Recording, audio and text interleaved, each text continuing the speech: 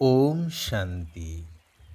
ନିରାକାର ଅଶରୀରୀ ପରମାତ୍ମା ଭଗବାନ ଶିବ ବାବାଙ୍କର ଅଶରୀରୀ ଆତ୍ମିକ ସନ୍ତାନମାନଙ୍କୁ ଏହି କଲ୍ୟାଣକାରୀ ପୁରୁଷୋତ୍ତମ ସଙ୍ଗମ ଯୁଗରେ ଅଶରୀରୀ ହେବାର ପୁରୁଷାର୍ଥ କରୁଥିବାର ଶୁଭେଚ୍ଛା, ଶୁଭ ଭାବନା, ସୁସ୍ୱାଗତମ, ସୁପ୍ରଭାତ। ପବନସୁତ ମହାବୀର ହନୁମାନ ତାଙ୍କ ଶକ୍ତି ବିଷୟରେ ଶାସ୍ତ୍ରରୁ ସମସ୍ତେ ଭଲ ଭାବରେ ଅବଗତ। ରାମାୟଣର ଗୋଟିଏ କାହାଣୀ ମନେ ପଡ଼େ। ସୀତାଙ୍କୁ ରାବଣ ହରଣ କରି ନେଇଥାଏ। ଜଟାୟୁଠାରୁ ସମ୍ବାଦ ପାଇ କି ରାବଣ ସୀତାଙ୍କୁ ହରଣ କରି ନେଇଛି, ସମସ୍ତେ ରାବଣପୁରୀ ଅର୍ଥାତ୍ ଲଙ୍କାକୁ କିପରି ଯିବେ ସେହି ବିଷୟରେ ବିଚାର ବିମର୍ଶ କରୁଥାନ୍ତି। ସେଠାରେ ସମସ୍ତେ ଉପସ୍ଥିତ ଥାନ୍ତି, ପରନ୍ତୁ ଏକମାତ୍ର ହନୁମାନ ନଥାନ୍ତି। ତାଙ୍କୁ ଡକେଇବା ପାଇଁ ଦୂତ ପଠାଗଲା ବିଭିନ୍ନ ଦିଗକୁ। ଜଣେ ଦୂତ ଦେଖିଲେ ହନୁମାନ ରାମ ନାମ ଜପ କରୁଛନ୍ତି ଏକ ବିରାଟ ବୃକ୍ଷ ତଳେ ବସି। ଦୂତଙ୍କଠାରୁ ଶ୍ରୀରାମଙ୍କର ସନ୍ଦେଶ ପାଇ ତତ୍କ୍ଷଣାତ୍ ହନୁମାନ ସେଠାରେ ଯାଇ ପହଞ୍ଚିଲେ। ତାଙ୍କୁ ଦେଖି ଜାମ୍ବବାନ କହିଲେ, ହନୁମାନ, ତୁମେ ତ ଶ୍ରୀରାମଙ୍କର ପରମ ଭକ୍ତ। ଆମେ ସମସ୍ତେ ତାଙ୍କ ସହିତ ରହି ମଧ୍ୟ ବିଚଳିତ ହେଉଛୁ କିପରି ମାତାଙ୍କୁ ଠାବ କରାଯିବ। ପରନ୍ତୁ ତୁମେ ଏଠାରେ ପ୍ରଭୁଙ୍କ ସହିତ ନ ରହି ସେଠାରେ ଯାଇ ଜଙ୍ଗଲରେ ନାମ ଜପ କରୁଛ କ'ଣ ପାଇଁ? ହନୁମାନ କହିଲେ, ପ୍ରଭୁଙ୍କୁ ମୁଁ ସ୍ମରଣ କରିବା ଦ୍ୱାରା ପ୍ରଭୁ ମୋ ପାଖରେ ହାଜିର ହେଇଯାଆନ୍ତି।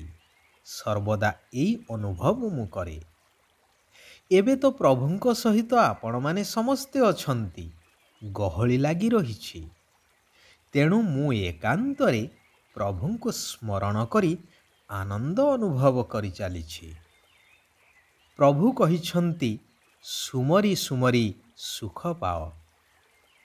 ଏହାଦ୍ୱାରା ମଧ୍ୟ ମୋର ଶାରୀରିକ ମାନସିକ ସ୍ଥିତିରେ ଉନ୍ନତି ହୋଇ ଚାଲିଛି।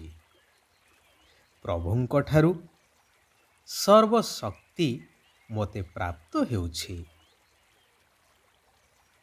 ଏହା ଏକ ନିଚ୍ଛକ ଏବଂ ବାସ୍ତବ କଥା ଅଟେ।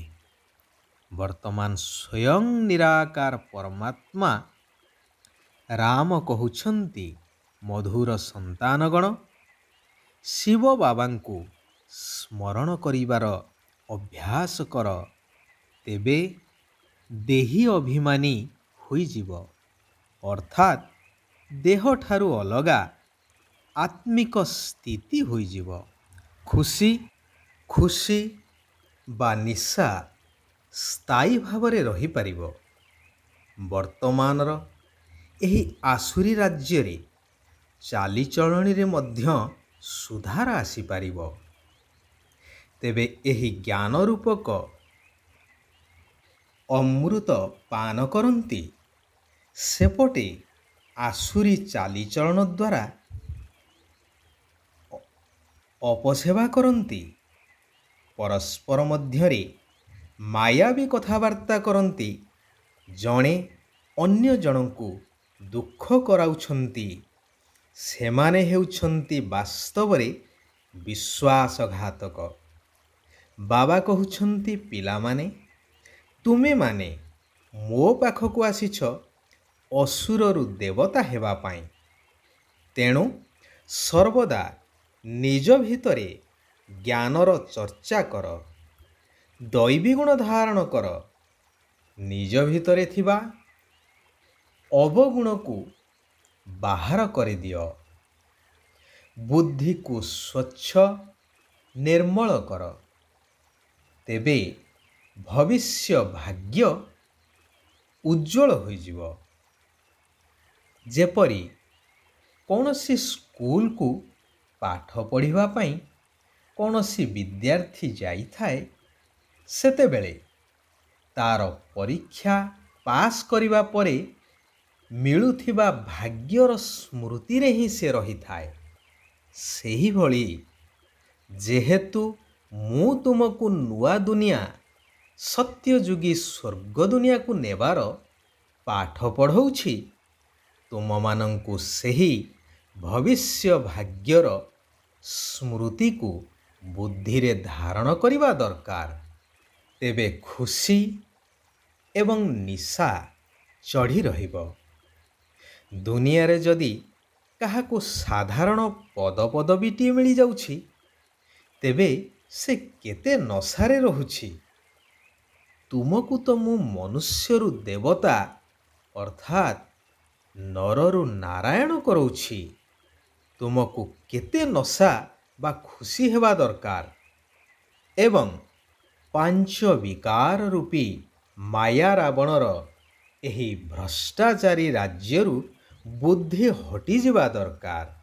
ଯେପରି ପୂଜା ପାର୍ବଣ ଦିନରେ ବା ଦେବୀ ଦେବତାଙ୍କ ମନ୍ଦିରରେ ସାତ୍ୱିକ ଅନ୍ନ ହୋଇଥାଏ, କାରଣ ଏହାକୁ ହିଁ କୁହାଯାଏ ମହାପ୍ରସାଦ, ଯାହା ତନ ଏବଂ ମନ ଉଭୟ ଉପରେ ସାତ୍ୱିକ ପ୍ରଭାବ ପକାଇଥାଏ। ସେହିପରି ଆତ୍ମାକୁ ପବିତ୍ର କରିବା ପାଇଁ ହେଲେ ଶୁଦ୍ଧ ଭୋଜନ ଖାଇବା ସହିତ ଯୋଗଯୁକ୍ତ ହୋଇ ରହିବାର ପରିଶ୍ରମ କରିବା ନିହାତି ଦରକାର। କାରଣ ଯୋଗ ବଳ ଦ୍ୱାରା ହିଁ ଶ୍ରେଷ୍ଠାଚାରୀ ହେବାକୁ ପଡ଼ିବ। ଜନ୍ମ ଜନ୍ମାନ୍ତରର ବିକର୍ମ ବିନାଶ କରିବାର ପୁରୁଷାର୍ଥ କରିବାକୁ ହେବ।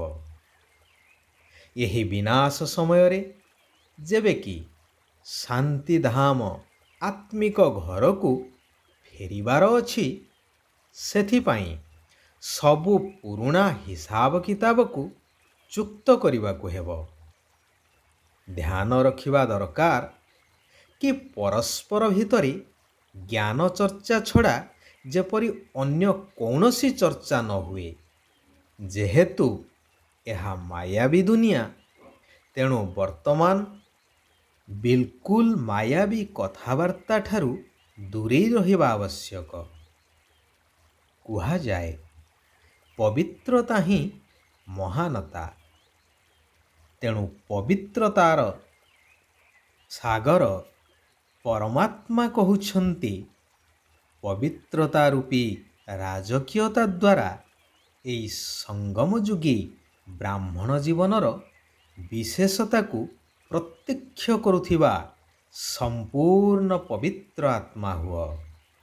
ଯେପରି କୌଣସି ରାଜପରିବାରର ସନ୍ତାନର ଚେହେରା ଏବଂ ଚାଲିଚଳଣରୁ ଜଣାପଡ଼ିଯାଏ କେଉଁ ପରିବାରର ବୋଲି, ସେହିପରି ବ୍ରାହ୍ମଣ ଜୀବନର ପରିଚୟ ପବିତ୍ରତାର ଝଲକ ଦ୍ୱାରା ହୋଇଥାଏ। ତେବେ ଝଲକ ସେତେବେଳେ ଦେଖାଯିବ ଯେତେବେଳେ ତୁମର ସଂକଳ୍ପରେ ମଧ୍ୟ ଅପବିତ୍ରତାର ଚିହ୍ନବର୍ଣ୍ଣ ନଥିବ। ପବିତ୍ରତା ଅର୍ଥାତ୍ କୌଣସି ବି ବିକାରର ବା ଅଶୁଦ୍ଧିର ପ୍ରଭାବ ନଥିବ। ମନ, ବାଣୀ, କର୍ମ, ସମ୍ବନ୍ଧ, ସମ୍ପର୍କ, ସଂକଳ୍ପରେ ମଧ୍ୟ ସ୍ୱପ୍ନରେ ମଧ୍ୟ ଅପବିତ୍ରତାର ଛାପ ଯେପରି ନ ରୁହେ, ତେବେ କୁହାଯିବ ସମ୍ପୂର୍ଣ୍ଣ ପବିତ୍ର।